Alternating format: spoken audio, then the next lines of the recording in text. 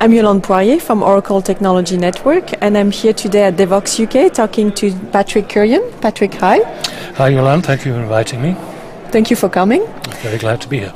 So we had an interview at Devox in Belgium, and you talked about the JCP.next program. Yep. Can you remind us a little bit what was it about? Sure.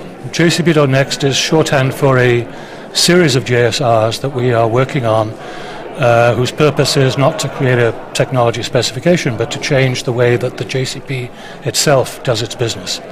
So the first of those was JSR 348, which we finished in October 2011. We did a second one last year, which was much simpler. That just merged the two executive committees for MEE and SEEE into one.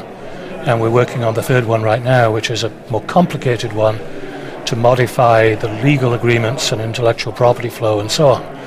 But the first of these is probably the one that's more of interest to regular developers than the legalistic stuff. And that JSR 348 basically mandated that in future all JSRs must be conducted in public. So the expert groups have to do their business in public on a public mailing list. They have to have public issue trackers. They have to take comments from people, and they have to basically permit the developer community to participate in the work that they're doing, to observe and to participate. So building on this, a couple of the Java user groups who are represented on the executive committee of the JCP, London Java Community, who are obviously the hosts of this event here in London, and also SoJava, the Brazilian Java user group, together created this program they called Adopt a JSR, which is basically a program intended to help individual developers to participate in the work of the JCP, but do it collectively as a group. For several years now, I've been coming to events like this and encouraging individuals to join the JCP. We have a lot of individual members. About 3/4 of our members are individuals.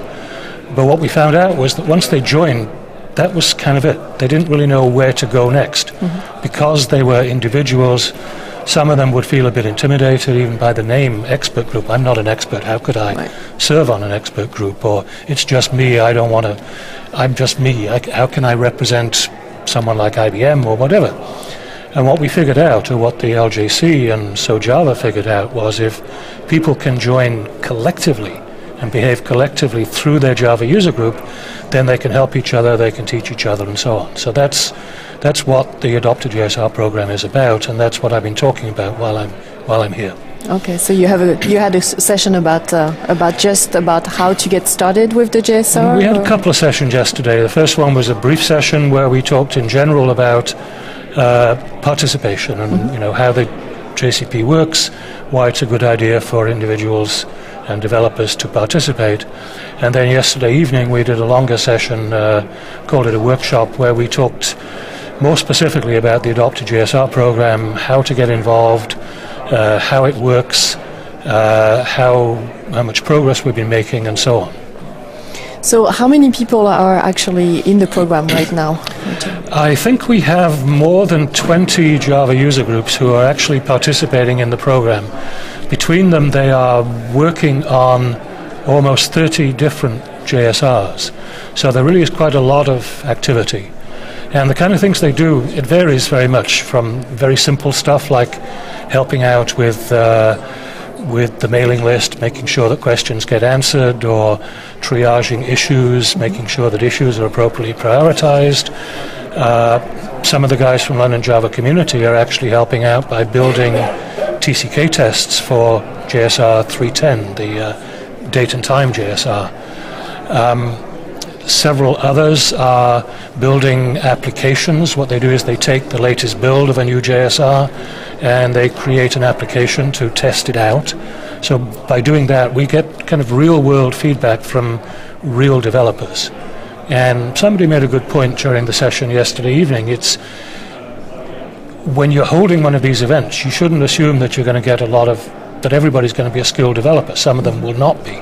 And in fact, that's a good thing. If all you have is really smart developers, then you're not necessarily going to find problems in your documentation, in the way that the APIs are structured.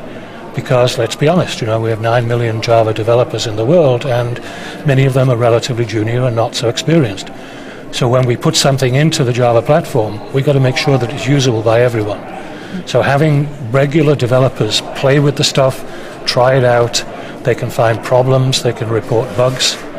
And in fact, yesterday evening at the session, I demoed one application that was done by the Belgium Java user group, BJUG. And what they did was they took the JSR 356 WebSocket JSR, and they built a simple multiplayer tic-tac-toe application. So with multiple clients, you have a client runs on Android, runs on Apple iOS, runs on HTML5, runs on Java FX, speaking to a server and all communicating over WebSockets. So this is a really good example of the kind of stuff that regular developers can do to provide useful, helpful feedback to the expert groups and to the spec leads. Great. So where can they find more information? The simplest place is probably go to adopttojsr.org.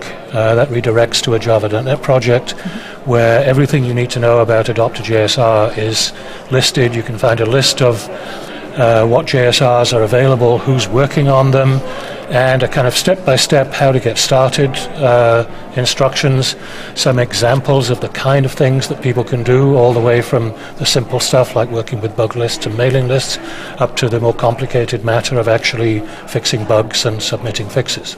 So adopttojsr.org, jump in, get started. Thank you so much for talking to us today, Very Patrick. glad. Thank you for the opportunity. Thank you for joining us. Thank you.